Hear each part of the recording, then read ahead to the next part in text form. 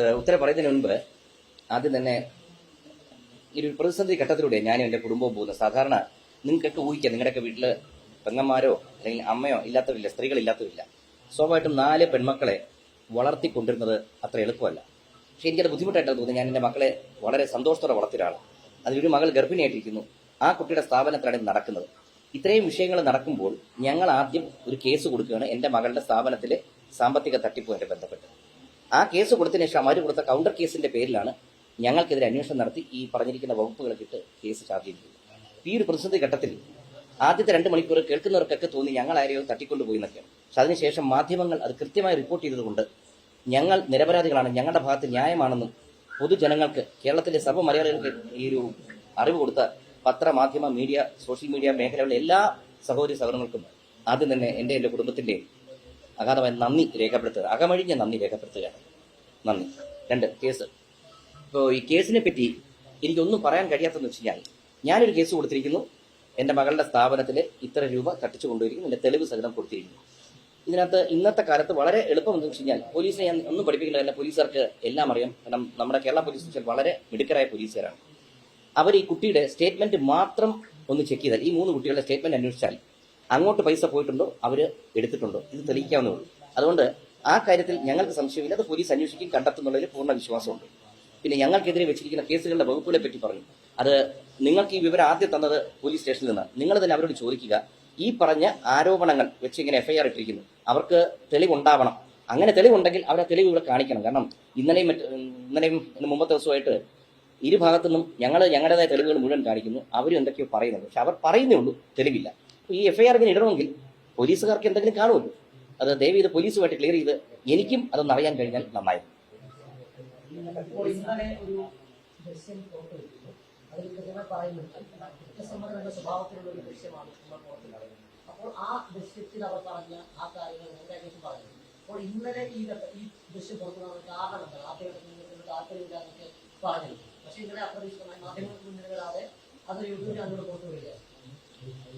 ഒന്നാമത്തെ കാര്യം, നമുക്ക് ആദ്യമേ ഇത്ര എല്ലാ വീഡിയോകളും നമ്മുടെ ഇല്ല. നമ്മുടെ ധാരാളം വീഡിയോ ഇരിക്കുക. ഇത് നമുക്ക് കൃത്യമായിട്ട് കിട്ടണമല്ലോ. നമ്മുടെ കയ്യിലോട്ട് കിട്ടിയാൽ മാത്രമേ നമുക്ക് കാണിക്കാൻ പറ്റൂ. കാരണം നമ്മളും എടുത്ത കുറേ വീഡിയോസ് ഉണ്ട്. ഇതെല്ലാം നമ്മൾ ആദ്യം ഷെയർ ചെയ്തു.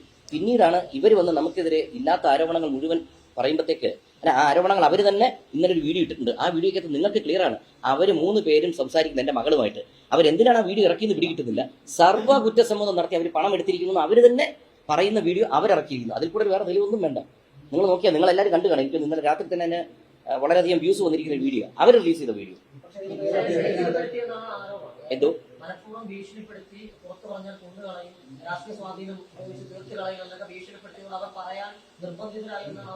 അല്ല, അതാ പറഞ്ഞത്. അവര് പറഞ്ഞത് കേൾക്കുന്നുണ്ടല്ലോ. ഞാൻ ഈ നിർബന്ധപ്പെടുത്തി അല്ലെങ്കിൽ ഭീഷണിപ്പെടുത്തി എന്ന് പറയുന്ന ഏതെങ്കിലും ഒരു സംഭവം അവർ കൊണ്ടുവരട്ടെ. കൊണ്ടുവന്നാൽ തീർന്നില്ലേ? ഇതൊന്നും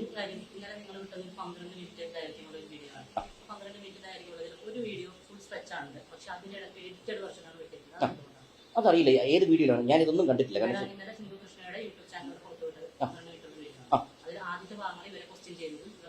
സ്വാഭാവികമായിട്ട് നിയമപരം എന്തെങ്കിലും കുഴപ്പമുള്ള ഭാഗങ്ങളുണ്ടാവും. അതുകൊണ്ട് നമുക്ക് എടുക്കേണ്ടി വരും. ഞാനല്ല തെറ്റിയിരിക്കുന്നത്, ഞാൻ കണ്ടിട്ടില്ല. വേറെ കാര്യം എടുക്കട്ടെ, ഇവരുടെ ഏതെങ്കിലും വീഡിയോ നിങ്ങൾ കണ്ടിട്ടുണ്ടോ? ഇവര് ഈ പറഞ്ഞ ആരോപണങ്ങൾ ഉന്നയിച്ചിരിക്കുന്ന ഏതെങ്കിലും വീഡിയോ കണ്ടിട്ടുണ്ടോ? അല്ല, അതല്ല. ഇപ്പൊ ഈ പറഞ്ഞിരിക്കുന്ന ഇവരെ ഞങ്ങൾ മർദ്ദിച്ചു അല്ലെങ്കിൽ ഇവരെ മാനഭംഗപ്പെടുത്താൻ ശ്രമിച്ചു, ഇവർ ഈ പറയുന്ന ഏതെങ്കിലും ഒരു വീഡിയോ തെളിവോ എന്തെങ്കിലും നിങ്ങൾ ആരെങ്കിലും കണ്ടിട്ടുണ്ടെങ്കിൽ അതുകൂടി ഒന്ന് അറിയിക്കുക. ഞാൻ കണ്ടിട്ടില്ല. പക്ഷേ അതിനകത്ത് അവർ ചോദ്യം ചെയ്യുന്ന രീതി, അവർ പോലീസ് ചോദ്യം ചെയ്യുന്ന രീതിയിലായിട്ടാണ് അങ്ങനെയൊക്കെ ചെയ്യേണ്ട കാര്യമുണ്ട്. അവർ ഇന്റർപ്രഷന്റെ സ്വഭാവം വരുന്നുണ്ട്. അതിന്റെ ആവശ്യമുണ്ട്. അവർ നിങ്ങൾ ചെയ്യേണ്ടിയിരുന്നത് പോലീസ് സ്റ്റേഷനിൽ പോവുക, കൃത്യമായിട്ട് അങ്ങനെ നിയമപരമായിട്ട് പോകുന്നതിന് പകരം അവരെ വിളിച്ചുകൊണ്ട് ഇവിടെ കൊണ്ടുവരുന്നു, നിങ്ങൾ അങ്ങനെ ചെയ്തില്ലേ, ഒരു ക്വസ്റ്റ്യനിങ് രീതിയിലേക്ക് പോകുന്നു. അതൊരു ശരിയായ രീതിയാണ്.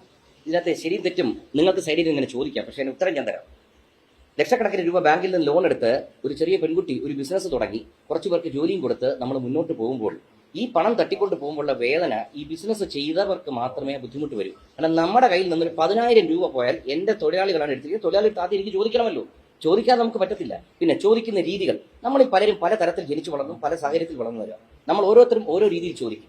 പണം പോകുമ്പോൾ സ്വാഭാവികമായും നിങ്ങൾ ആരാണെന്ന് നിങ്ങളുടെ മനസ്സിനോട് ചോദിക്കുക. നിങ്ങളുടെ വീട്ടിൽ നിന്നോ നിങ്ങളുടെ സ്ഥാപനത്തിൽ നിന്നോ പണം കൊണ്ടുപോയി കഴിഞ്ഞാൽ സ്വാഭാവികമായിട്ട് ആദ്യം ചോദിക്കും. അല്ല നേരെ നമ്മൾ പോലീസ് സ്റ്റേഷനിൽ പോകില്ല. കാരണം ഇവരാണോ എടുത്തിരിക്കുന്നത്, എത്രയാണ് എടുത്തിരിക്കുന്നത്, നമുക്കൊരു ഏകദേശം ധാരണ വേണ്ടേ? നമുക്ക് ധാരണ കിട്ടാൻ നമ്മളെങ്ങനെ പോലീസ് സ്റ്റേഷനിൽ പോവുക? വെറുതെ ഒരാൾക്ക് പരാതിയുമായിട്ട് പോകാൻ പറ്റൂ? എന്നിട്ട് പോലും ഞങ്ങൾ പോയില്ല. കാരണം ആദ്യം ഇവർ ചെറുതായിട്ട് ഇവർ സമ്മതിക്കുന്നുണ്ട്, ഞങ്ങൾ ഇത്ര എടുത്തു അത്ര എടുത്തു. കുറെ കഴിഞ്ഞ് ഇവരുടെ ഫോൺ വാങ്ങിച്ച് നോക്കുമ്പോഴാണ് ഡിജിറ്റൽ ട്രാൻസാക്ഷൻ നടന്നിരിക്കുന്നത്. അതായത് എല്ലാം QR കോഡ് ഉപയോഗിച്ച് ഇവരുടെ ഇതിലോട്ട് പോയിരിക്കുന്നു. ആദ്യം ഒരു കുട്ടി വാങ്ങിച്ചു, ആ കുട്ടി 2 പേർക്ക് ഷെയർ ചെയ്തിരിക്കുന്നു. വീണ്ടും അടുത്ത കുട്ടിയുടെ ഫോണിലാണ് വാങ്ങിച്ചിരിക്കുന്നത്, ആ കുട്ടിയുടെ ഈ കുട്ടികൾക്ക് ഷെയർ ചെയ്തിരിക്കുന്നു. ഇത് മുഴുവൻ ഇവരുടെ ഫോണിൽ ജിപേയുടെ ട്രാൻസാക്ഷൻ ഹിസ്റ്ററിക്കകത്ത് കിടക്കുക. അപ്പൊ നമ്മൾ ഇവർക്ക് ചോദിക്കാതെ നമുക്ക് മുന്നോട്ട് പോകാൻ പറ്റില്ല. കാരണം നമുക്കൊരു പരാതിക്ക് പോകണം. അവരുടെ അതാണ് വ്യക്തിപരമായ കാര്യങ്ങളാണ്. ഇപ്പോൾ ഇവർ പറയുന്ന ആളുകളാണ്, അതായത് അവരുടേതല്ലാത്തൊരു കേസിൽ നിങ്ങളുടെ സ്ഥലത്ത് നിങ്ങൾ കുറച്ചുപേർ ചേർന്ന് അവരുടെ ഫോൺ വാങ്ങി അത് പരിശോധിക്കുന്നു, അവരെ തടഞ്ഞു വെച്ച് മണിക്കൂറുകളോളം ചോദ്യം ചെയ്തു. അപ്പോൾ അവർ പറയുന്നതിൽ നിയമപരമായ സാധ്യതയൊക്കെയില്ലേ? അല്ല, ഒറ്റ കാര്യം അതായി തടഞ്ഞു വെച്ചു എന്നുള്ളതിന് എന്ത് തെളിവാണുള്ളത്? പിന്നെ ഫോൺ ഞങ്ങൾ പിടിച്ചു വാങ്ങിച്ചിട്ടില്ല. ഞങ്ങൾ പറഞ്ഞു ഫോൺ തരാൻ പറഞ്ഞു, ജിപേയുടെ കാണിക്കാൻ പറഞ്ഞു. ജിപേയുടെ കാണിക്കുമ്പോൾ ഞങ്ങൾ കാണും, ഇത് മുഴുവൻ ഞങ്ങൾ റെക്കോർഡ് ചെയ്തു. ഈ കുട്ടികൾ ഇവിടെ നിന്ന് സംസാരിക്കുന്ന വീഡിയോ അവരെ ഇറക്കിയിരിക്കുന്നത് അവരുടെ കയ്യിൽ ഫോൺ ഇരിക്കുക. ഈ കെട്ടിടത്തിന്റെ മുകളിലത്തെ നിലയിൽ ഇരുന്നാണ് സംസാരിച്ചിരിക്കുന്നത്. ഇവിടെ എല്ലാ സ്റ്റാഫും ഉണ്ട്. ആ വീഡിയോക്കകത്ത് കുട്ടികൾ എഴുതി തരുന്ന പത്രത്തിന്റെ ഒരു ഫോട്ടോ അവർ ഇറക്കിയിരിക്കുന്നു, ഞങ്ങൾ എഴുതി കൊടുത്തിട്ടുണ്ടെന്ന്. അതിനകത്ത് ഇവരുടെ കയ്യിലെല്ലാം ഫോൺ ഇരിക്കുക. എവിടെയാണ് ഞങ്ങൾ ഫോൺ തട്ടിപ്പറിച്ചത്? എന്തെങ്കിലും തെളിവ് വേണം. ഇവർ പറയുന്നതിന് എന്തെങ്കിലും അവരൊരു പ്രൂഫ് കാണിക്കട്ടെ. നിങ്ങൾ ആലോചിക്കുക, കേസ് കൊടുത്ത ഞങ്ങളുടെ ഭാഗത്ത് വേണ്ടത് എന്താ? ഈ കുട്ടികളുടെ ബാങ്ക് റെക്കോർഡ്സ് സ്റ്റേറ്റ്മെന്റ് മാത്രം എടുത്തു നോക്കിയാൽ ഈ കേസ് അവിടെ തീരും. ബാക്കി എന്ത് വേണേ കുട്ടികൾ വരട്ടെ, എന്ത് ആരോപണമായിട്ട് വരട്ടെ, പക്ഷെ തെളിവുണ്ടോന്ന് നിങ്ങൾ കൂടി ചോദിക്കുക. ഞങ്ങൾ എപ്പോഴും ഏത് ചോദ്യത്തിനും മറുപടി തരാൻ ഞാനിവിടെ ഉണ്ട്. കേട്ടില്ല, ഒന്നുകൂടി ചോദിക്കാം.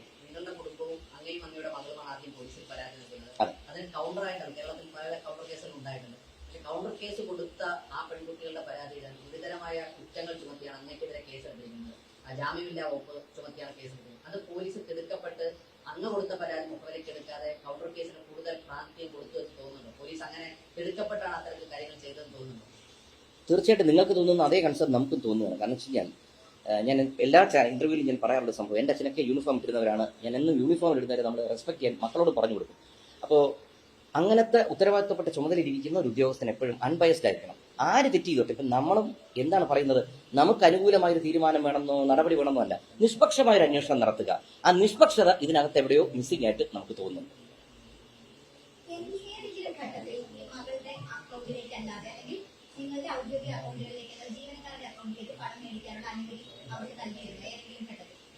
ഒരിക്കലും നമ്മൾ അങ്ങനെ കൊടുക്കില്ലല്ലോ, കൊടുക്കേണ്ട ആവശ്യമില്ല.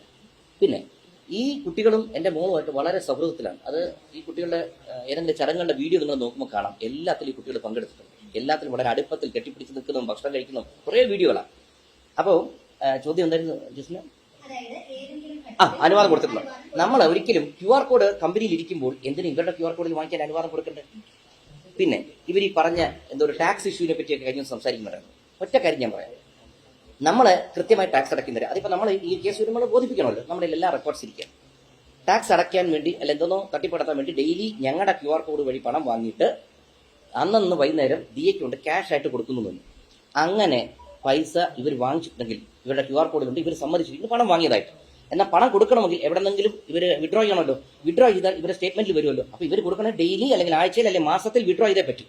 വിഡ്രോ ചെയ്ത് കൊടുക്കണം. ഇതിന്റെ മാത്രം ഇതെല്ലാം നോക്കിയാൽ മതി, സ്റ്റേറ്റ്മെന്റ് കാണാം. സ്റ്റേറ്റ്മെന്റിൽ ഇങ്ങനെ സംഭവം ഉണ്ടോന്ന് പോലീസുകാർ അന്വേഷിച്ചാൽ തീരാവുന്ന പ്രശ്നമുള്ളൂ.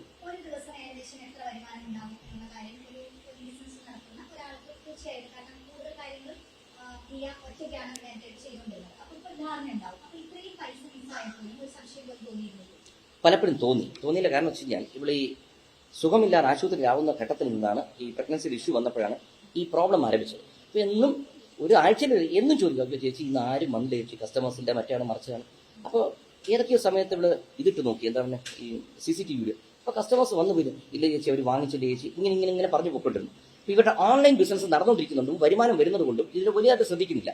പക്ഷേ ഇതിനകത്ത് വലിയൊരു പിടിപ്പുകേട് വെച്ചാൽ ഇനി ആരെന്ത് സംരംഭം തുടങ്ങിയാൽ ഒരു കാര്യം മനസ്സിലാക്കുക, കടയിൽ നമ്മൾ എല്ലാ ദിവസവും ഉണ്ടായിരിക്കണം, എല്ലാ ദിവസവും കണക്കുകൾ പരിശോധിച്ചിരിക്കണം. പിന്നെ ഇതൊക്കെയാണെങ്കിലും ഒരു പരിധി കഴിഞ്ഞാൽ ഇത് ഈ വിഷയം നടന്നപ്പോഴാണ് വലിയ സ്ഥാപനങ്ങളിലെ പലരും വിളിച്ചിട്ടുണ്ട്, കൃഷ്ണന്മാരെ മക്കളെ പറഞ്ഞിട്ട് കാര്യമില്ല, എത്രയൊക്കെ നമ്മൾ നിരീക്ഷിച്ചാലും തട്ടിക്കേണ്ടവർ തട്ടിക്കും.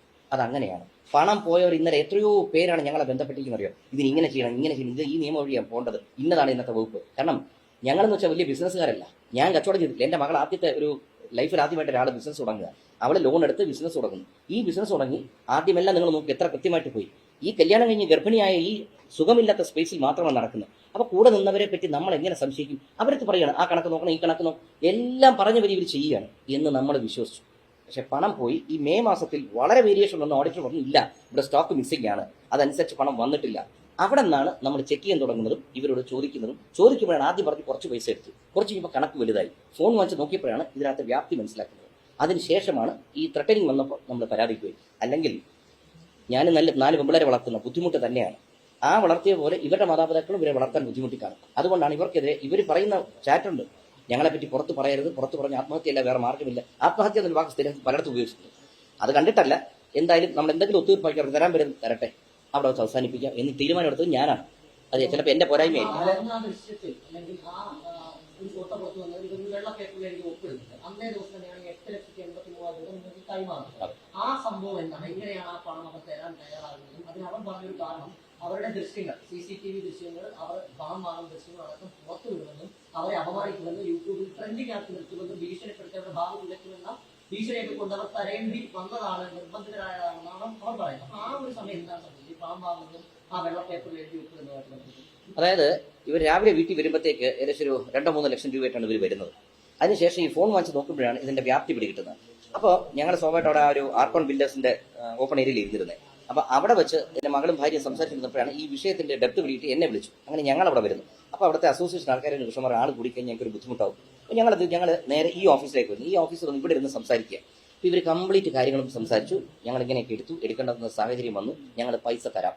അങ്ങനെ ഇതിൽ ഒരു പെൺകുട്ടിയുടെ ഭർത്താവ് ഇവിടുന്ന് വെളിയിൽ പോയി 3-4 മണിക്കൂറിനകത്ത് കുറേ പൈസയുമായിട്ട് വന്നു. 8,80,000 രൂപയായിട്ട് തോന്നുന്നു. അപ്പോൾ ഞങ്ങൾ ചോദിച്ചു ബാക്കി പൈസ കാര്യം എങ്ങനെയാണ്? അപ്പോൾ അവർ ഞങ്ങളൊരു കാര്യം ചെയ്യാം, ചെക്കായിട്ട് തരാം, പക്ഷേ ഞങ്ങൾക്ക് ഇത്രയും പൈസ തരാൻ പറ്റില്ല. ഞാൻ എത്ര പൈസ തരാം? അങ്ങനെ പറഞ്ഞു ഞങ്ങളൊരു 15 ലക്ഷം രൂപ കൂടെ തരാം, 5 വീതം. അതാണ് ഈ പത്രത്തിൽ അവർ എഴുതിയിരിക്കുന്നത്. ഞങ്ങൾ ഓരോരുത്തരും 5 ലക്ഷം രൂപ വീതം 3 തവണയായിട്ട്. ഇതെല്ലാം പറഞ്ഞിട്ടാണ് ഇവിടെ നിന്ന് ഇറങ്ങുന്ന കുട്ടികൾ രാത്രി പോയിട്ട് ഫോണിൽ വിളിച്ച് ഭീഷണിപ്പെടുത്തും. അങ്ങനെ വരുമ്പോൾ പിന്നെ നമ്മൾ എന്താ ചെയ്യുന്ന അടുത്ത നടപടി? ഇനി സെറ്റിൽമെന്റ് വേണ്ട, നമുക്ക് നേരെ കേസിന് പോകാം. ഞാൻ അങ്ങനെ ഞായറാഴ്ച രാവിലെ 1-ാം തീയതി വിശ്വസിക്കുന്നു. അന്ന് ഞാൻ അസിസ്റ്റന്റ് കമ്മീഷണറുടെ ഓഫീസിൽ കൊണ്ടുവന്ന് പരാതി കൊടുക്കും. പക്ഷേ കൃഷ്ണകുമാർ പറയുന്നത് ഒരു വ്യക്തത കുറവില്ല. കാരണം പറയുന്നത് 23 ലക്ഷം രൂപയാണ് അങ്ങനെ നിങ്ങൾക്ക് ടോട്ടൽ ലഭിക്കുക. 8,83,000 തന്നു ക്യാഷായിട്ട്. 15 ലക്ഷം രൂപ തരാമെന്ന് പറഞ്ഞു. നിങ്ങൾ വെറുതെ 46 ലക്ഷം രൂപ വേണമെന്ന് വെച്ചു. അല്ലാതെ വേറെ എന്താ മാർഗം? നിങ്ങളൊന്ന് പറയൂ. ഇത്ര നഷ്ടം വന്നതല്ലേ? അല്ല, ഇത്രയും നഷ്ടം വന്നിട്ട് ഇപ്പൊ ആർക്കെതിരെ നടപടി വന്ന് നിങ്ങളൊന്ന് ആലോചിക്കൂ. നമ്മുടെ ഇവിടുത്തെ സംവിധാനങ്ങളെ പറ്റി നല്ല ബോധമുള്ള ഒരാൾ, 56 വർഷം ഈ ഭൂമിയിൽ ജീവിച്ച ഒരാളാണ്, കലാകാരനായിട്ട് രാഷ്ട്രീയത്തിലെല്ലാം നിന്നതാണ്. നിങ്ങൾക്ക് ആർക്കെങ്കിലും പണം പോയിട്ട് നമ്മൾ എന്താ ഇന്നത്തെ കാലത്ത് നോക്കുന്നത്? പണം കിട്ടണമെങ്കിലുണ്ടല്ലോ 10-20 വർഷം പോകും. നമ്മൾ ആയുസോടെ ജീവനോട് പോലും ഭൂമി കാണത്തില്ല. ഇതൊക്കെ നമ്മുടെ അനുഭവത്തിൽ വന്നു കഴിഞ്ഞു. ഈ ഗർഭിണിയായിട്ടിരിക്കുന്ന കുട്ടി കേസിന് ഒഴിവാക്കി. ഇനിയിപ്പോ തീർച്ചയായിട്ടും ഞങ്ങൾ പരാതിപ്പെട്ടിട്ടില്ല സഹോദരൻ. ഈ സംസാരം നടക്കുന്നത് പൂർണ്ണമായും ഈ പോലീസിന്റെയോ മറ്റെന്തെങ്കിലും നിയമ സംവിധാനത്തിന്റെയോ പിന്തുണയോടല്ല. പകരം നിങ്ങൾ തമ്മിലുള്ള ഒരു ചർച്ച നടക്കുമ്പോൾ അവർ സെറ്റ് ചെയ്യും. അപ്പോൾ അവർ പൊക്കിയോട്ടെ, പ്രശ്നമില്ല, അവരുടെ ഭാഗം നശിപ്പിക്കേണ്ട, ഇനിയൊരു പ്രശ്നത്തിലില്ല എന്ന് മാത്രം കരുതി 46 ലക്ഷം രൂപ വേണ്ടെന്ന് വെച്ചു എന്നാണ് സംശയം. 46 ലക്ഷം ഇത് കണക്ക് പ്രകാരമാണ് 69. ഇനി അടുത്ത വില വരാൻ പോകുന്നുണ്ട്. പക്ഷെ നമുക്കതിന് തെളിവില്ലാത്തതുകൊണ്ടാണ് ഈ ആരോപണം ഉന്നയിക്കാത്തത്. സ്റ്റോക്ക് മിസ്സിങ്, ക്യാഷ് പോയിരിക്കുന്നത്, ഇതൊക്കെ നമുക്കറിയാം. പക്ഷെ നമ്മളൊരു കാര്യം പറയുമ്പോൾ തെളിവില്ലാതെ സംസാരിച്ചു കഴിഞ്ഞാൽ ചാനലിന്റെ മുമ്പിൽ വന്ന് എനിക്ക് എന്ത് വേണോ പറയാം. പക്ഷെ നാളെ കോടതിയിലോട്ട് പോകുമ്പോൾ ശാസ്ത്രീയമായ തെളിവില്ല, അവിടെ നിൽക്കത്തില്ല. അവിടെ ആരോപണം ഉന്നയിക്കാൻ വളരെ ഈസിയാണ്. നിങ്ങൾ തന്നെ ആലോചിക്കുക, ഇന്ന് കേരളത്തിൽ ഇന്നലെ നിങ്ങൾ ഈ മാധ്യമം റിപ്പോർട്ട് ചെയ്ത ഓരോരുത്തരും നിങ്ങളിന്റെ താഴെ പോയി, നമ്മളെല്ലാം കമന്റ്സ് വായിക്കുന്ന സ്വഭാവമാണ്, വായിച്ചു നോക്കൂ. ജനങ്ങൾക്ക് ബോധ്യപ്പെട്ട് കഴിഞ്ഞു. കാരണം കേസ് കൊടുക്കുന്ന ഞങ്ങൾ, കൗണ്ടർ പോസ് കേസ് കൊടുത്തവരുടെ ഇത് വെച്ച് അന്വേഷിച്ച് ഞങ്ങൾക്കെതിരെ നടപടി എടുക്കുന്നു. അവർക്കെതിരെ ഇതുവരെ നടപടി തുടങ്ങിയിട്ടില്ല. ചീറ്റിംഗ് കേസാണ്, റിമാൻഡിലാവേണ്ട കാര്യമാണ്. അപ്പൊ നിങ്ങളൊന്ന് ആലോചിക്കൂ. അതുകൊണ്ട് പണം പോകുമ്പോൾ സ്വാഭാവികമായിട്ടും നമ്മളിൽ ഓരോരുത്തരും ഇന്നീ കാണുന്ന പോലെയല്ല പെരുമാറുന്നത്. നമ്മുടെ സ്റ്റാഫ് പണം എടുത്തിട്ടുണ്ടെങ്കിൽ നമ്മൾ സ്റ്റാഫിനോട് ചോദിക്കുകയും ചെയ്യും. ഒരു കാര്യമില്ല, ഞങ്ങൾ ജീവിതത്തിൽ കണ്ടിട്ടില്ല.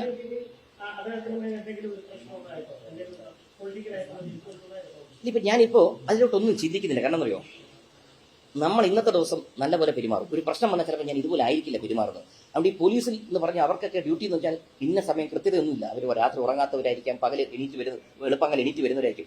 അതുകൊണ്ട് എനിക്കിനി ഒരിക്കലും ഈ പറഞ്ഞിട്ടുണ്ടെങ്കിൽ തന്നെ പോലീസ് സേനയ്ക്ക് ഒരിക്കലും ഞാൻ തിരിഞ്ഞ് പറയാറില്ല. കാരണം അവരെ നമ്മൾ നിരന്തരം എന്തെങ്കിലും പറയാൻ തുടങ്ങിക്കഴിഞ്ഞാൽ നാളെ ഒരു കാലത്ത് ആ സേനയുടെ മനോവീര്യം തകർന്നു പോകും. അതുകൊണ്ട് ഞാൻ അതിലോട്ടൊന്നും കടക്കുന്നില്ല. ഇനിയിപ്പോൾ എന്താണെന്ന് വെച്ച് കഴിഞ്ഞാൽ നമ്മുടെ ലോയേഴ്സ് പറയുന്ന എന്താണോ അത് പ്രകാരം നിയമ നടപടിയായിട്ട് മുന്നോട്ട് പോവുക. കാരണം ആദ്യം ഒത്തുതീർപ്പ് നമ്മൾ ശ്രമിച്ചു. ഇനി എന്താണ് നമുക്ക് വേണ്ടത്? നമുക്ക് ന്യായം വേണം, ഈ പണം തിരിച്ചു കിട്ടണം. അല്ലാതെ വേറെ ഒരു മാർഗത്തിനും ഒരു വഴിക്കും ഞാൻ നോക്കുന്നു.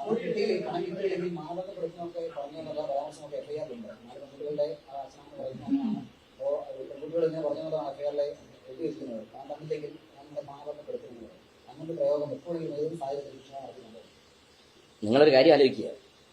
ഞാൻ സിനിമയില് നല്ല വേഷവും മോശം വേഷവും പലതരം സീനുകൾ ചെയ്തിട്ടില്ല.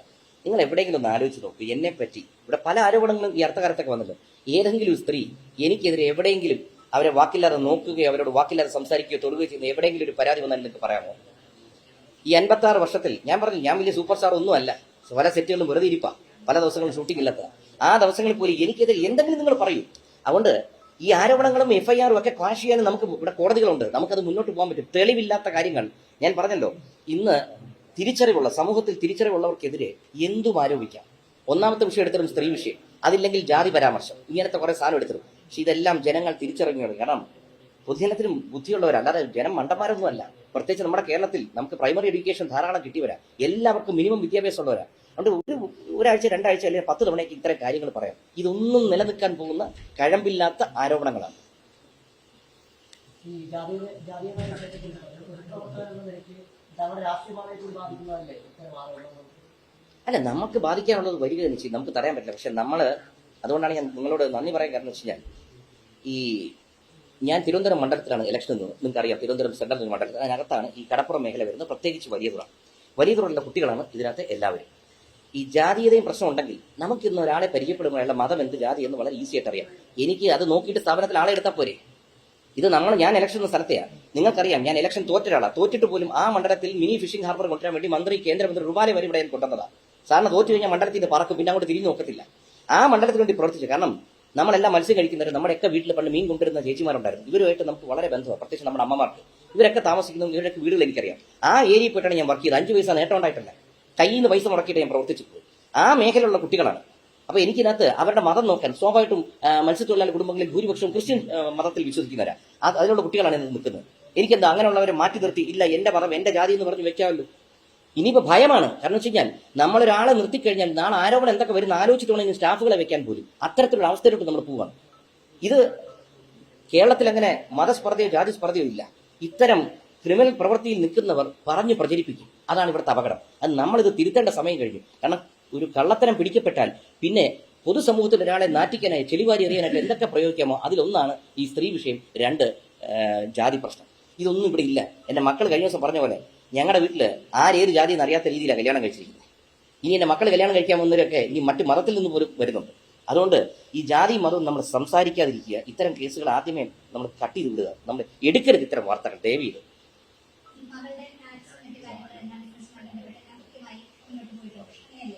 എല്ലാം ഞങ്ങളെ സംബന്ധിച്ചുള്ള ടാക്സ് അപ്ഡേറ്റഡ്, ഞങ്ങൾക്ക് യാതൊരു ബുദ്ധിമുട്ടില്ല. ഓഡിറ്റേഴ്സ് ഉണ്ട്, അവർ ടാക്സ് അടയ്ക്കുന്നു, എല്ലാ രേഖകളും ഞങ്ങളുടെ ഉണ്ട്.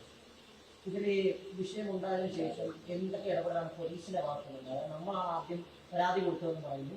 കൗണ്ടർ കേസിൽ കൂടുതൽ നടപടികൾ ഉണ്ടാകും. നമ്മുടെ ഭാഗത്തുനിന്ന് എന്തെങ്കിലും മൊഴിയെടുക്കോ അല്ലെങ്കിൽ രേഖകൾ വാങ്ങുകയോ CCTV ദൃശ്യങ്ങൾ സ്വീകരിക്കുകയോ എന്തെങ്കിലും ഇടപെടാൻ പോലീസിന്റെ ഭാഗത്തുനിന്നുണ്ടായിരുന്നു? എന്നെ മൊഴിയെടുക്കാനായിട്ട് വിളിപ്പിച്ചു, ഇവരുടെ പരാതിയില്ല. അങ്ങനെ ഞാൻ അവർക്ക് മൊഴി കൊടുത്തതിന് ശേഷം സ്വാഭാവികമായിട്ടും ഇവിടെ പോലീസ് വന്നിരുന്നു. ഇവിടെ CCTV ഇല്ലാത്തതുകൊണ്ട് അടുത്ത വീടുകളിൽ നിന്നെല്ലാം കളക്ട് ചെയ്തിട്ടുണ്ട്. പിന്നെ മകളുടെ 2 സ്ഥാപനത്തിൽ ചെന്നു, പിന്നെ ഫ്ലാറ്റിന്റെ അവിടെ ചെന്നു. എല്ലായിടത്തെ തെളിവുകളും അവർ ശേഖരിക്കണം. അതുകൊണ്ട് അതാണ് എനിക്കറിയാവുന്ന നടപടി വന്നിരിക്കുന്നത്. അതിന് ശേഷമാണ് ഇപ്പോൾ ഈ കേൾക്കാൻ കഴിഞ്ഞത്. ഇതുവരെ ഈ വകുപ്പുകൾ ഇട്ടതോ എനിക്കെതിരെ ഇങ്ങനെ നോൺ ബെയിലബിൾ വാറണ്ട് ഉണ്ടെന്നോ ഒന്നും ഞാൻ അറിഞ്ഞിട്ടില്ല. ഇന്നലെ ചാനലിൽ വന്നു, അതിനുശേഷം നിങ്ങൾ വന്നപ്പോഴാണ് നിങ്ങൾക്ക് ഈ വാർത്ത കിട്ടിയെന്നാണ്. അങ്ങനെയാണ് ഞാൻ അറിയുന്നത് പോലും എനിക്ക് ഇവരുടെ FIRന്റെ ഡീറ്റെയിൽ എന്താണ്. ഇതുവരെ നമ്മളൊന്നും കണ്ടത് നിങ്ങൾക്ക് തന്നെ അറിയാമല്ലോ. സ്വാഭാവികമായിട്ടും ഞാൻ ഇതേ രംഗത്ത് നിന്ന് വന്ന ഒരാളാണ്. അതുകൊണ്ട് എനിക്കറിയാം, നിങ്ങൾക്ക് ഇതിനേക്കാൾ കൂടുതൽ വാർത്തകൾ അറിയാൻ പറ്റും ഞാൻ അറിയുന്നതിനേക്കാൾ. നിങ്ങൾ തന്നെ പറയുക, എന്താണ് അവർക്കെതിരെ ഇതുവരെ നടപടികളും തുടങ്ങിയിട്ടുണ്ടോ, ഉണ്ടെങ്കിൽ എന്തായെന്ന് നിങ്ങൾ തന്നെ റിപ്പോർട്ട് ചെയ്യണം.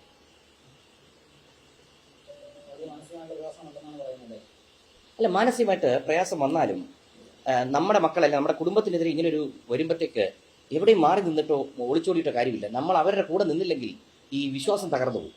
പിന്നെ ഞാൻ വീണ്ടും പറയുകയാണ്, ഇപ്പോൾ ഇതിനകത്ത് തന്നെ ഈ ഭീഷണിപ്പെടുത്തി, എന്താണ് ഭീഷണിപ്പെടുത്തിയെന്ന് പലരും ചോദിക്കുന്നു. നിങ്ങളൊന്ന് ആലോചിക്കുക, സ്ത്രീയോ പുരുഷനോട്ടെ, പ്രത്യേകിച്ച് അത് സ്ത്രീകളെ രാത്രി ഒരു 10-11 മണിക്ക് ഒരാൾ വിളിച്ചിട്ട് ചീത്ത പോലും പറയണ്ട, പരാതിയിൽ നിന്ന് മാറിയില്ലെങ്കിൽ കാണാം, ഇത്തരം ഭാഷകൾ മാത്രം. ഇത് തന്നെ വലിയൊരു ഭീഷണിയല്ലേ? നിങ്ങൾ ആലോചിക്കൂ. അത് ഗർഭിണിയായിട്ടിരിക്കുന്ന സ്ത്രീ. എന്റെ മകളങ്ങനെ ബോധം കെട്ട് വീഴുന്നുണ്ട്. പക്ഷേ ഇന്നലെ സ്വാഭാവികമായിട്ടും അവൾക്കുണ്ടായ മാനസിക പ്രശ്നം ഹോസ്പിറ്റലിൽ കൊണ്ട് ഇന്ന് എന്തുകൊണ്ട് റെസ്റ്റ് എടുക്കാൻ ഡോക്ടർ പറയുന്നു? നിങ്ങൾക്ക് ഊഹിക്കാം. 8-9 മാസം ഗർഭിണിയായിട്ടിരിക്കുന്ന സ്ത്രീക്ക് ഉണ്ടാകുന്ന മാനസിക ബുദ്ധിമുട്ട് നിങ്ങൾക്കറിയാം. പണം പോയത് ഒരു സൈഡിൽ, ഇനി ഈ കടങ്ങൾ എങ്ങനെ വീട്ടും? 2-3 സ്ഥാപനം തുടങ്ങിയെടുക്കണം വീണ്ടും. കാരണം സ്റ്റോർ വരെ പൂട്ടേണ്ടി വന്നു. എന്നിട്ട് പുതിയ സ്റ്റാഫിനെ വെച്ച് ആരംഭിക്കുന്നു. എന്നിട്ട് ഇവർക്കെതിരെ ആരോപണവും കേസും, ഇവർക്കെതിരെ ജാമ്യമില്ലാ വകുപ്പും. നിങ്ങളൊന്ന് ആലോചിക്കുക, നിങ്ങളുടെ വീട്ടിലെ സ്ത്രീകൾക്കെതിരെ തെറ്റ് ചെയ്യാത്തവരെ നമ്മുടെ ഭാഗത്ത് ശരിയുണ്ടായിട്ട് ഇത്തരം നടപടികൾ നിങ്ങളുടെ വീട്ടിൽ വരുമ്പോൾ നിങ്ങൾ അന്ന് ആലോചിക്കും ഈ പിതാവിന്റെ വേദന എന്താണ്. എനിക്ക് ഈ സിമ്പതിയോ ഒന്നും പറ്റാൻ എനിക്ക് താല്പര്യമുള്ള ആളല്ല. മക്കൾക്ക് ക്യാമറ മുമ്പിൽ ഒരാൾ കരഞ്ഞു പോലും പോരുന്നു. ഞാൻ പറഞ്ഞു, നമ്മൾ ആരെ പറ്റി കുറ്റവും പറയണ്ട, നമ്മൾ തകരാനും പാടില്ല. നിങ്ങൾ മനസ്സിലാക്കണം മാതാപിതാക്കളുടെ ബുദ്ധിമുട്ട്. ഇവിടെ പലതരം സംഭവങ്ങൾ നടന്നുകൊണ്ടിരിക്കുക. പെൺമക്കളെ ധൈര്യമായിട്ട് വെളിവിടാൻ പറ്റാത്ത കാലമാണ്. മുക്കിന് മയക്കുമരുന്ന കാര്യങ്ങളെല്ലാം നിങ്ങൾ കാണുന്നത്. ഈ അവസരത്തിലാണ് 4 പിള്ളേരെ വളർത്തുന്നത്. നിങ്ങൾക്ക് ഒന്നുകൂടി നിങ്ങൾ ആലോചിക്കുക, എവിടെയെങ്കിലും എനിക്ക് രാഷ്ട്രീയപരമല്ലാതെ എനിക്കെതിരെ എന്തെങ്കിലും ഒരു കേസോ ഒരു ആരോപണമോ എന്തെങ്കിലും ഒരു പരാതി വരട്ടെ. ഞാൻ നേരത്തെ പറഞ്ഞു, ഇത്രയും സീരിയലും സെറ്റിലും വർക്ക് ചെയ്ത 36 കൊല്ലമായിട്ട് വർക്ക് ചെയ്യുന്ന ഒരാളാണ്. ഒരു ആരോപണം എനിക്കെതിരെ ഒരു സ്ത്രീ പറയട്ടെ ചീത്ത, നമുക്കത് വിളിക്കാറുണ്ട്. നല്ല ഒന്നാം തരം തെറി എനിക്ക് വിളിക്കാറിയാം, പക്ഷെ എന്റെ വായിൽ അത് വരില്ല. ഇന്നലെ തന്നെ കുട്ടികളോട് ഞാൻ രൂക്ഷമായി സംസാരിച്ചു. എവിടെയെങ്കിലും ഒരു തെളിവുണ്ടോ? അത് വരത്തില്ല. അങ്ങനെ വളർത്തിയതാ. മക്കളോടും പറഞ്ഞിരിക്കുന്നതാ. സംസാരിക്കുമ്പോൾ അതിന് വിട്ട് അവരുടെ ഭാഗത്ത് തെറ്റുണ്ടെങ്കിലും പരമാവധി നമ്മൾ അടങ്ങി പോവുക, പോട്ടെ എന്ന് അങ്ങനെ വളർത്തിയവരാ കുട്ടികളെ. ഇതേ ആരോപണം, അതായത് രാത്രിയിൽ വിളിച്ച് ഭീഷണിപ്പെടുത്തിയെന്ന ആരോപണം ഈ പെൺകുട്ടികൾ പറയുന്നത് ദിയക്കെതിരെയുണ്ട്, ദിയയുടെ ഭർത്താവിനെതിരെയുണ്ട്, താങ്കൾക്കെതിരെയുണ്ട്. അതായത് 1 മണിക്കും 2 മണിക്കും വിളിച്ച് മുൻപ് ജോലി ചെയ്യുന്ന സമയത്ത് ചോക്ക് എവിടെ എന്ന രീതിയിൽ സമ്മർദ്ദം ചെലുത്തിയിരുന്നു. പിന്നീട് ഇപ്പോൾ ഈ സംഭവം ഉണ്ടായതിനു ശേഷം രാത്രി വിളിച്ച് ഇത്തരത്തിൽ ഭീഷണിപ്പെടുത്തി നിങ്ങളെ തുറച്ചു പറയാതെ ദിയയുടെ ചില ഓഡിയോ സന്ദേശങ്ങൾ അടക്കമാണ് അവർ പുറത്തുവിട്ടിരിക്കുന്നത്. 2 കാര്യങ്ങൾ ചോദിക്കട്ടെ. ഒരു കച്ചവടം നടത്തി പൈസ പോകുമ്പോഴേ സ്വാഭാവികമായിട്ട് ഇതൊക്കെ വിളിച്ചു പറയും. എന്റെ മക്കൾക്ക് ഒരു ത്രെട്ട് വന്നു, എന്റെ മകൾക്ക് ഒരു ബുദ്ധിമുട്ടുണ്ടായി കഴിഞ്ഞാൽ ഞാൻ ഏത് ലെവലിലോട്ട് പോകും? അത് മക്കളെ വളർത്തുന്ന മാതാപിതാക്കൾക്ക് എന്റെ ബുദ്ധിമുട്ട് മനസ്സിലാവും. അതും സ്ത്രീകളാണ്, പെൺകുട്ടികളാണെങ്കിൽ അതും ഗർഭിണിയായിട്ടിരിക്കുമ്പോൾ രാത്രി 10-11 മണിക്ക് എടുത്തും വിളിച്ചാൽ ഞാൻ സംസാരിച്ചതൊക്കെ എന്റെ കണക്കൂട്ട് വളരെ മാന്യമായ ഭാഷയാണ്. നമുക്കറിയാലോ ഇവിടെ ഓരോരുത്തർക്കും ഉണ്ടായത്. നമ്മുടെ MLA പോലും ഉണ്ടായ ബുദ്ധിമുട്ട് നിങ്ങളെല്ലാം കണ്ടു കാണാൻ ഓഡിയോയിൽ. രാത്രി കാലത്ത് വിളിച്ചു കഴിഞ്ഞാൽ അത് ആൺകുട്ടി വിളിച്ചിട്ട് പോലും ഏത് രീതി പെരുമാറേണ്ടതെന്ന് നിങ്ങൾക്കറിയാം. അപ്പോൾ എന്റെ മകളെ ഏതോ ഒരുത്തൻ വിളിച്ച് ഭീഷണിപ്പെടുത്തിയാൽ ഇതൊക്കെ നിങ്ങളൊക്കെ എഴുതേണ്ടത് കൈവെക്കേണ്ട കേസുകളാണ്. പക്ഷെ നമ്മളൊന്നും അത് ശീലിച്ചിട്ടില്ല. നമ്മൾ നിയമം പാലിച്ചു പോകുന്ന ഒരു പൗരനാണ് ഇവിടുത്തെ. അതുകൊണ്ട് നിങ്ങൾ മനസ്സിലാക്കേണ്ട ഒരു കാര്യമുണ്ട്. ഇത് നമ്മുടെ നാട്ടിൽ ക്രിമിനൽസ് കൂടി വന്നുകൊണ്ടിരിക്കുകയാണ്. ഈ ക്രിമിനൽ ആക്ടിവിറ്റി ചെയ്തവരുടെ പിന്നിൽ ആരാണ്? ഈ കുട്ടികൾക്ക് അതിനുള്ള കഴിവൊന്നുമില്ല. ഇവർ സാധാരണ കുട്ടികളാണ്. ഇവരുടെ കയ്യിൽ പണം ഇരിക്കുന്നതുകൊണ്ട് ആരോ ഇടപെട്ടാണ് ഈ പ്രശ്നം ഇത്ര വലുതാക്കിയത്. ഞങ്ങൾക്കിത് ഒന്നും വേണ്ട. ഞാനൊരു മീഡിയ മേഖലയിൽ നിന്ന് വന്നു, അതിനുശേഷം സിനിമയിലുണ്ട്, രാഷ്ട്രീയത്തിലുണ്ട്. ഇതിനകത്ത് കുറേ പേരുമായിട്ട് ആത്മബന്ധമുള്ളതാണ്. എനിക്ക് വേണ്ടി നിങ്ങളെ വിളിച്ചിട്ട് ഒരു ഇന്റർവ്യൂ തന്നാൽ പോരായിരുന്നു. ഞാൻ എവിടെയെങ്കിലും നിങ്ങളെ വിളിച്ച് എന്തെങ്കിലും പറഞ്ഞു? നിങ്ങൾക്ക് അറിയാം നിങ്ങൾ ആരാ വിളിച്ചു പറഞ്ഞത്. നിങ്ങൾ എൻ്റെ അടുത്ത് വന്നു, ഞാൻ നിങ്ങളുടെ ഏത് ചോദ്യത്തിന് ഏത് രാത്രി മറുപടി തരാൻ തയ്യാറാണ്. ഇന്നലെയൊക്കെ ഞാൻ കിടക്കുന്ന 4 മണിക്കാണ് രാത്രി, ഇന്ന് വെളുപ്പിനെ. കാരണം മകളുടെ പ്രശ്നം എല്ലാം അറ്റൻഡ് ചെയ്ത് കഴിഞ്ഞിട്ടാണ് ഞാൻ കിടക്കുന്നത്. നിങ്ങൾ അത് ആലോചിക്കണം. പക്ഷെ ഒരിടത്തും ഒളിച്ചോടാനോ മാറി നിൽക്കാനോ തരാം. എത്ര ചോദ്യങ്ങൾ ചോദിച്ചോളൂ, ഞാൻ ഇവിടെ കാണും, ഉത്തരം തരാം. പക്ഷെ ഇതിനകത്ത് എന്ത് വെച്ചാൽ നമുക്കൊരു വിഷയം വരുമ്പോൾ നമ്മൾ എന്ത് ചെയ്യുന്നു നമ്മളൊന്ന് പകയ്ക്കും. ആദ്യം അറിയോ എന്ത് ചെയ്യും? പകച്ചുപോയി. കാരണം ചില്ലറ കേസ് ഞാൻ TV കണ്ട് നിങ്ങളിൽ പലരും എന്നെ വിളിച്ചു പറഞ്ഞപ്പോൾ ഞാൻ കാര്യം അറിയും. നമ്മൾ എന്താ ചെയ്യേണ്ടത്? നമുക്ക് സ്റ്റേഷനിൽ പോയി അവിടെ നീതി കിട്ടുന്നില്ല. നമുക്ക് എന്താ ചെയ്യാൻ പറ്റുന്ന? മുഖ്യമന്ത്രി അദ്ദേഹത്തിന്റെ ഓഫീസിലോട്ട് പോയി കാര്യങ്ങൾ സംസാരിച്ചു. 5ാമത്തെ മിനിറ്റ് അവർക്ക് കാര്യം പിടികിട്ടി ആരുടെ ഭാഗത്ത് എന്ത്. അതുകൊണ്ട് നിങ്ങൾ ആലോചിക്കുക. അല്ലെങ്കിൽ ഇന്നലെ എന്നെ തൂക്കിക്കൊണ്ട് പോകണ്ടല്ലേ? കിട്ടിയിരിക്കുന്ന വകുപ്പെന്താ നോക്കി. എന്തെങ്കിലും തെളിവ് നിങ്ങൾക്ക് ആർക്കെങ്കിലും ഇതിനകത്ത് കിട്ടിയിട്ടുണ്ടോ? എന്നെ പറ്റി പറഞ്ഞിരിക്കുന്ന ആരോപണത്തിന്റെ എന്തെങ്കിലും ഡിജിറ്റൽ എവിഡൻസ് നിങ്ങൾ പറയൂ. ഇപ്പൊ ഞാൻ നിങ്ങളുടെ മുമ്പിൽ നിങ്ങൾ പറയൂ, എന്തെങ്കിലും എവിഡൻസ് നിങ്ങൾക്കുണ്ടോ? പറയൂ. നിങ്ങളത് പറയണം. നിങ്ങളൊക്കെ കൊച്ചു കുട്ടികളാണ് ഇതിനകത്ത്. നിങ്ങൾ വരും തലമുറ നിങ്ങൾ വേറൊരു കൾച്ചർ ഉണ്ടാക്കണം. മീഡിയ കൾച്ചർ തന്നെ മാറ്റിയെടുക്കണം. കാരണം വെച്ച് കഴിഞ്ഞാൽ ഇത്തരം പച്ചക്കള്ളം പറയുന്നവരെ എക്സ്പോസ് ചെയ്യണം. ഈ സെൻസേഷൻ ക്രിയേറ്റ് ചെയ്യുന്നേക്കാൾ ഞാൻ ദൂരദർശനിൽ ഈ റിപ്പോർട്ടിങ്ങും വാർത്താവായന തുടങ്ങുമ്പോൾ ആദ്യം ഞങ്ങൾക്ക് തന്ന ഉപദേശം എന്തെന്നറിയോ? നിങ്ങൾ ഒരാളെ ഇന്റർവ്യൂ ചെയ്യാൻ പോകുമ്പോൾ നിങ്ങൾ സംസാരിക്കരുത്, അവർ സംസാരിക്കും, നിങ്ങൾ കേൾവിക്കാരിക, ബി എ ലിസ്ണർ. എന്നിട്ട് അവർ പറയാനുള്ള പറയുമ്പോൾ കേൾക്കുക. അതിനുശേഷം അവരുടെ മെസ്സേജ് ജനങ്ങളിൽ എത്തുക. ഇത് കഴിയുമ്പോൾ എന്താണ്? അദ്ദേഹം പറഞ്ഞ മെസ്സേജ് എത്തുന്നു. ദൂരദർശന് നല്ല പേരുണ്ടാക്കണം, ഒപ്പം നിങ്ങൾക്കൊരു ഉയർച്ച ഉണ്ടാവണം. ആ ഉയർച്ച ആ പാഠങ്ങൾ പഠിച്ചു വന്ന ഒരാളാണ്. അതുകൊണ്ട് ഒരിക്കലും അനാവശ്യമായ ആരോപണം ഉന്നയിക്കാൻ താല്പര്യമില്ല. ഇപ്പൊ പോലും ഈ കുട്ടികളുടെ പേര് പോലും ഞാൻ അടുത്ത് പറയാറില്ല. പക്ഷെ നിവൃത്തിയില്ലാതെ വന്നപ്പോൾ, നിവൃത്തിയില്ലാത്തതുകൊണ്ട് ഭാര്യയും മക്കളും വീട്ടിൽ നിന്ന് ആലോചിക്കും എന്ത് ചെയ്യണം, ഈ വീഡിയോ റിലീസ് ചെയ്യണം, ഞാൻ റിലീസ് ചെയ്യും. അല്ലെങ്കിൽ നമ്മൾ കള്ളന്മാരായി പോകും. കാരണം ഇന്ന് അങ്ങനെയാണ്, മിണ്ടാതിരിക്കുന്നവൻ കള്ളനായി പോകുന്ന കാലമാണ്. ഇപ്പോൾ കഴിഞ്ഞ കുറച്ച് മാസങ്ങൾക്ക് മുമ്പ് സാമ്പത്തിക തട്ടിപ്പ് ഇൻസ്റ്റാഗ്രാം പോസ്റ്റ് ചെയ്തു. അത് ഈ സംഭവം തന്നെയാണ്. എനിക്കത് ഏത് മറ്റാണ് ഇത്തരത്തിൽ താൻ നടത്തുന്ന സ്ഥാപനത്തിൽ ഇത്തരത്തിൽ ജീവനക്കാർ തട്ടിപ്പ് നടത്തിയതെന്ന് സൂചിപ്പിക്കുന്നത് ഇൻസ്റ്റാഗ്രാം പോസ്റ്റോ സ്റ്റോറി. ഇത് രസം അറിയോ? ഈ കുട്ടികളെ ഇതിനു മുമ്പ് 2-3 തവണ ഈ സാമ്പത്തിക വിഷയം ഉണ്ടായതാണ്. അപ്പൊ ആദ്യം ഞാൻ പറഞ്ഞു, 1-2 തവണ പോട്ടെ, ചിലപ്പോൾ സാമ്പത്തിക കുറവ്, കാരണം 10-15,000 രൂപ സാലറി ഉള്ള കുട്ടികളാണ്, ചെറിയ കുട്ടികളാണ്. അപ്പൊ ഞാൻ വെച്ച് പോട്ടെ. പക്ഷെ 3-4 തവണ ഞാൻ പറഞ്ഞിരുന്നതാണ് ഈ ക്രിമിനൽ ആക്ടിവിറ്റി ഉള്ള കുട്ടികളെ വെക്കരുത്. അപ്പോഴേക്കുള്ളത് എന്റെ പിള്ളേരാണ് അച്ഛാ, എന്റെ പിള്ളേരാണ്, എന്റെ കൂടെ എല്ലാ പരിപാടിക്കും വരുന്നവരാ, ഭയങ്കര സപ്പോർട്ടാണ് എന്ന് പറഞ്ഞ് നിർത്തിയതാണ്. അതായത് എല്ലാം നിങ്ങൾ നോക്ക്. ഇതൊന്നും ഞാൻ എന്തെങ്കിലും പറയുന്നതിൽ ഒരു കള്ളം ഇന്നലെ പറഞ്ഞതല്ല, ഇന്ന് പറയുന്നത് നിങ്ങൾ കേട്ടു നോക്കൂ. ആരും പറഞ്ഞു പഠിപ്പിച്ചല്ല. ഇന്നലെ കുട്ടികൾ പറഞ്ഞ ഞാനത് ആദ്യമേ പറയുന്നുണ്ട്. ഇതിനകത്ത് എന്റെ മകളുടെ ഭാഗത്ത് നിന്ന് ശ്രദ്ധക്കുറവ് ഉണ്ടായിട്ടുണ്ടെന്നുള്ള യാതൊരു സംശയവുമില്ല. അതുകൊണ്ട് ഞാൻ പറയുന്നത്, ഇനി ബിസിനസ് തുടങ്ങുന്നവർ രാവിലെ തൊട്ട് വൈകുന്നേരം വരെ സകല കണ്ണും അവിടെ വെച്ചിരുന്നോണം. എല്ലാ നൂക്കൻ കോർണറിൽ കണ്ണുകൾ പോയിരിക്കണം. ഇന്ന് വളരെ നമ്മൾ ഈ ഇന്നത്തെ കുട്ടികൾക്ക് വരുന്നുണ്ട്, അവരുടെ വിചാരം ഈ ഓൺലൈനിലെല്ലാം കറക്റ്റ് ആയിക്കോളും എന്ന് തോന്നുന്നുണ്ട്. ആ ഓൺലൈൻ അവർ തയ്ച്ചു ഇല്ല. ട്രഡീഷണൽ രീതിയിൽ നിങ്ങളുടെ ലെഡ്ജർ ഓരോ ഇതിനും വൗച്ചർ വെച്ച് എല്ലാത്തിനും കണക്കുണ്ടായിരിക്കണം. ഇല്ലെങ്കിൽ ഇത്തരം തട്ടിപ്പുകൾ നടക്കും. കാരണം തട്ടിപ്പിന്റെ രീതികൾ മാറിക്കൊണ്ടിരിക്കുകയാണ്. താങ്കൾ നേരെ പറഞ്ഞു ഈ വീഡിയോ ദൃശ്യങ്ങളൊന്നും സത്യം മുഴുവൻ കണ്ടിട്ടില്ല, അത് നമുക്ക് കാണാൻ പറ്റിയില്ല എന്നാണ് പറഞ്ഞത്. ഇപ്പോൾ ഒരു കാര്യം പറഞ്ഞു, നിവൃത്തിയില്ല വന്നപ്പോഴാണ് ആ വീഡിയോ പുറത്തുവിടാൻ പറഞ്ഞത്. താങ്കൾക്കറിയാം ഇങ്ങനെ ദൃശ്യങ്ങൾ നിലയിലുണ്ട്, അതെല്ലാം താങ്കൾ കണ്ടിട്ട് അവസാനമാണല്ലോ ഇത് പറയുന്നത്. അല്ല, പറഞ്ഞത് വീഡിയോ കണ്ടില്ല എന്നാണ് പറഞ്ഞത്. വീഡിയോ മുഴുവനായിട്ട് കണ്ടിട്ടില്ല, ഇപ്പോഴും കണ്ടിട്ടില്ല. കാരണം ഇപ്പൊ മോൾ ഇന്നലെ രാത്രി ഒരു 50 മിനിറ്റ് വ്ളോഗ് ഇട്ടിട്ട് നിങ്ങൾക്ക് കാണണം. എനിക്ക് കാണാനുള്ള ടൈമില്ല, കാണാൻ പറ്റിയില്ല. കാരണം കിടന്നുറങ്ങണം മനുഷ്യൻ. നമുക്ക് വീഡിയോ തന്നെ ഇപ്പൊ തന്നെ ഭാര്യ എൻ്റെ അടുത്ത് ചോദിച്ചു ഇങ്ങനെ ഒരു വീഡിയോ ഉണ്ട്, ഇടട്ടെ. ഞാൻ ഉണ്ട്. കാരണം ഇനി നമ്മളൊന്നും നോക്കേണ്ട കാര്യമില്ല. കാരണം നമ്മളെ എക്സ്പോസ് ചെയ്ത് നമ്മളെ ഇങ്ങനെ ഒരു കുഴപ്പക്കാരനാണെന്ന് പറഞ്ഞ് പച്ചയ്ക്ക് പറയുമ്പോൾ നമ്മുടെ ഭാഗത്തെ ന്യായം കാണിക്കാൻ എന്തൊക്കെ തെളിവുണ്ട് അത് മുഴുവൻ എടുത്തത്. വേറെ നിവൃത്തിയില്ലാത്തതുകൊണ്ട് ഞാൻ പറഞ്ഞു ഇതൊക്കെ അന്ന് ഞങ്ങളിവിടെ റെക്കോർഡ് ചെയ്ത ദിവസം ഞങ്ങൾക്ക് എടുത്തിട്ടൂടെ, പ്രശ്നം തീർന്നില്ല. കേസിനെ കുറച്ചുകൂടി ബലപ്പിച്ചുവിടും. നിങ്ങളൊന്ന് ആലോചിച്ച് നോക്ക്, നമ്മുടെ ഈ വീഡിയോ എടുത്തു തന്ന ഈ സംഭവം നടന്ന ദിവസം ഇതെല്ലാം കഴിഞ്ഞ് നിങ്ങളുടെ അറിവിലേക്കായിട്ടൊരു കാര്യം പറയാം. പെൺകുട്ടികൾ ഇന്ന് പലതരത്തിൽ ബുദ്ധിമുട്ട് അനുഭവിക്കും. പ്രത്യേകിച്ച് ഞങ്ങളുടെ 4 മക്കളും ഈ സോഷ്യൽ മീഡിയയിൽ നിൽക്കുന്നുണ്ട്. തിരിച്ചറിവുള്ള മുഖങ്ങളായിട്ട് ഞങ്ങളുടെ വീട്ടിനവിടെ പലപ്പോഴും നിങ്ങൾ കാണും ആ പിള്ളേർ വന്ന് വീട്ടിൽ ചാടി കയറിയ സംഭവം പലതും ഉണ്ടാവാറുണ്ട്. ഈ സംഭവം നടന്നതിന് ശേഷം ഡേറ്റ് കൃത്യമായിട്ട് ഓർക്കുന്നില്ല, രാത്രി ഞങ്ങൾ കുടുംബം മൊത്തമായിട്ട് പുറത്തുപോയി ഭക്ഷണം കഴിച്ചിട്ട് വരുന്ന വഴി മൂത്ത മോളും ഇഷാനിയും ഹൻസികയായിട്ട് കാറിൽ വരുന്നു. ഒരാൾ മരുതൻകുഴി പാലത്തിന് തൊട്ട് മുമ്പ് ലൈറ്റ് അടിക്കുന്നു, കൈ കാണിക്കുന്നു. ഇവരെന്താണെന്നറിയാതെ ഈ വണ്ടി കൊണ്ട് നിർത്തുന്നു. തടഞ്ഞു നിർത്തി തെറി വിളിക്കുന്ന വീഡിയോ വരെ ധരിച്ചു വെച്ചു. ഞങ്ങൾ ഇതുവരെ പറഞ്ഞിട്ടുണ്ടോ ഇതുമായി ബന്ധപ്പെട്ടതാണോ അല്ലയോ എന്നറിയില്ല. പിള്ളേർ പേടിച്ചു പോകും. ഇന്ന് നിങ്ങൾക്ക് അതിന്റെ വീഡിയോ ഞാൻ തരാം. ആളായിരുന്നു പോലും അറിയാം. പിള്ളേർ പേടിച്ചിട്ട് നമ്പർ എടുക്കാൻ പറ്റില്ല. ഇയാൾ പറയുന്നല്ല വീഡിയോ എടുത്തു തുടങ്ങി പറയുന്നത് ഞാൻ കൃഷ്ണമാരുടെ ഫ്രണ്ടാണ്, നീ സൂക്ഷിച്ചു പോക്കണം എന്തൊക്കെയോ പറയും. ഇവർ പേടിച്ചു പോകാതെ എന്ത് ചെയ്യാൻ പറ്റും? കാരണം ഇതുമായി ബന്ധപ്പെട്ട ആരെങ്കിലും അടിക്കാൻ വന്നതാണ്. ഒരു പിടിയും കിട്ടുന്നില്ല. ഇത്തരം കുറേ സംഭവം എൻ്റെ കൂടെ നടക്കും. ഇതുവരെ ഈ സംഭവങ്ങളൊന്നും ഞാൻ പറഞ്ഞിട്ടില്ല. പറയാനാണെങ്കിൽ പറയാൻ ഇതിന് വീഡിയോ എവിഡൻസ് പറയാൻ തരാം. ഇയാൾ ആരെന്ന് പോലും ഞങ്ങൾക്ക് അറിയത്തില്ല. ഇവരോട്ട് ബന്ധമുണ്ടോ ബന്ധമില്ലയോ? നമ്മൾ സ്വാഭാവികമായിട്ട് വിചാരിക്കുന്നത് ഈ കുട്ടികൾ എങ്ങനെ രാത്രി കിടന്നുറങ്ങും. നിങ്ങളൊന്ന് ആലോചിക്കുക. വീട്ടിന്റെ വെളിയിൽ ശബ്ദം കേട്ടാൽ ഉറങ്ങാൻ ബുദ്ധിമുട്ട് വരും. ഈ തന്തേ തള്ളയൊക്കെ ഇന്ന് ജീവിച്ചിരിക്കുന്നതുകൊണ്ട് നമുക്ക് സപ്പോർട്ട് ചെയ്യാൻ പറ്റും. നിങ്ങൾ ആലോചിക്കണം, ഈ തന്തേ തള്ളയെ ആരടുത്ത് നമ്മൾ ചെന്ന് നമ്മുടെ പരാതി പറയും, വേദന പറയും. മനുഷ്യൻ പ്രഷറിലാണ് ഇവിടെ മരിച്ചു പോകുന്നത്. അറിയോ, ഭൂമിയിൽ ഏറ്റവും കൂടുതൽ ആൾക്കാർ മരിക്കുന്ന സ്ട്രെസ്സാണ്. സ്ട്രെസ് കൊണ്ടാണ്. നിങ്ങളൊന്ന് ആലോചിച്ച് നോക്കൂ, ഇവര് ഷൂട്ടിങ്ങിന് മറ്റും പോകുന്നു. ഇപ്പൊ നമുക്ക് തോന്നുന്നു ഇതുപോലെ ഒരാൾ വന്ന് മുഖത്ത് കുറച്ച് ആസിഡ് ഒരു ഒഴിച്ചാൽ ഏതെങ്കിലും ക്രിമിനൽ നിങ്ങളൊന്ന് ആലോചിക്കുക. ഇത് എന്റെ മക്കൾക്ക് മാത്രമേ നിങ്ങൾ ഇതിനകത്ത് നിങ്ങളൊക്കെ കൊച്ചു കുട്ടികൾ, എന്റെ മക്കളുടെ പ്രായം പോലും കാണത്തില്ല. നിങ്ങളൊന്ന് ആലോചിച്ച് നോക്കി, നിങ്ങൾ റിപ്പോർട്ട് ചെയ്യുന്ന നേരത്തെ നിങ്ങളെ പറഞ്ഞ ഏതെങ്കിലും സംഭവം ഇഷ്ടപ്പെടാത്തൊരു വ്യക്തി നിങ്ങൾക്കെതിരെ അറ്റാക്ക് വന്ന് നിങ്ങൾ എന്ത് ചെയ്യും? നിങ്ങളുടെ മാതാപിതാക്കൾ എന്ത് ചെയ്യാൻ പറ്റും? ഒരു ചുക്കും ചെയ്യാൻ പറ്റില്ല. അവർക്ക് നിങ്ങൾ അത് കഴിഞ്ഞ് നിങ്ങൾ എന്തെങ്കിലും കൊണ്ട് ചികിത്സിക്കാനേ പറ്റും. അത് ഞാൻ പറഞ്ഞു വെച്ചാൽ ഞാൻ ഒരു സർക്കാരിനെതിരെ ഒന്നുമല്ല സംസാരിക്കുന്നത്. ഈ സർക്കാരുകളെയൊക്കെ പറ്റി പറയുന്നതിന് മുമ്പ് പൊതുജനം ആലോചിക്കണം. നമ്മുടെ അടുത്തുള്ളവർക്ക് എന്തെങ്കിലും സംഭവിക്കുന്നുണ്ടോ? നമ്മൾ പരിസരവുമായിട്ട് ബന്ധം വെക്കണം, എല്ലാവരുമായിട്ട് ടച്ച് വെക്കണം. ഇതിപ്പോ ആരുമായും ബന്ധമില്ല.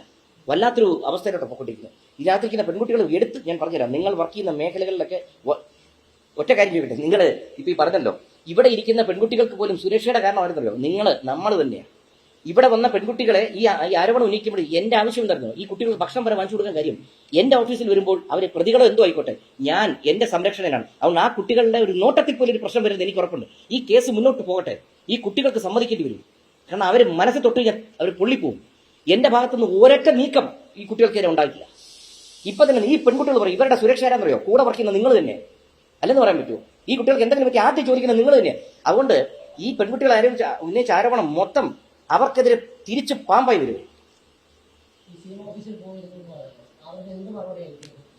നമ്മൾ പിന്നെ സ്വാഭാവികമായിട്ടും ഒരു ഉന്നത ഓഫീസിൽ പോകുമ്പോഴത്തേക്ക് അവരുടെ കാര്യം പറഞ്ഞ് മനസ്സിലാക്കി കഴിയുമ്പോൾ അവർ പറയുന്നു നിങ്ങൾ ധൈര്യമായി പോവുക, നിങ്ങൾക്കെതിരെ ഒരു കടുത്ത നടപടി ഉണ്ടാകും, ഞങ്ങളത് അന്വേഷിക്കും, വിശദമായി അന്വേഷിച്ചതിന് ശേഷം മാത്രമേ നടപടി ഉണ്ടാവൂ എന്ന് പറയുമ്പോൾ അതൊരു വലിയ ആശ്വാസമാക്കാൻ മാത്രമല്ല. അപ്പൊ ഇനി ഇതിനകത്ത് ഒരു ന്യായത്തിന്റെ ഭാഗത്തുനിന്നൊരു അന്വേഷണം നടക്കും. അത് അതിനോട് എന്നും ആ മുഖ്യമന്ത്രി ഓഫീസിനോട് കടപ്പെട്ടിരിക്കുന്നു.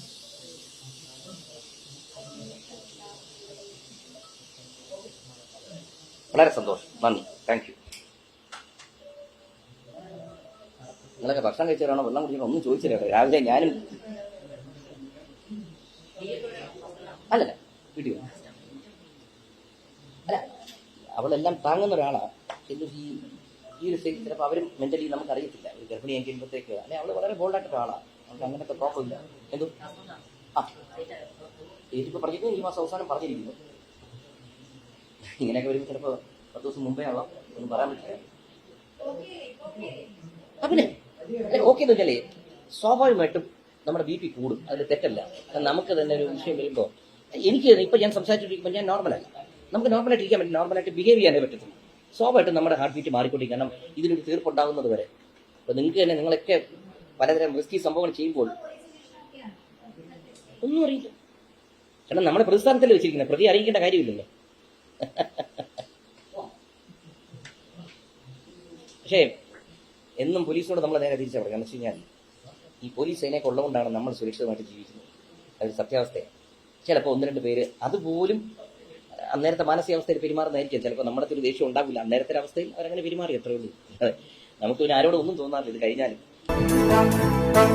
i2i News, an eye for truth. i2i News subscribe ചെയ്തിട്ടില്ലാത്തവർ ഇപ്പോൾ തന്നെ സബ്സ്ക്രൈബ് ചെയ്യുക.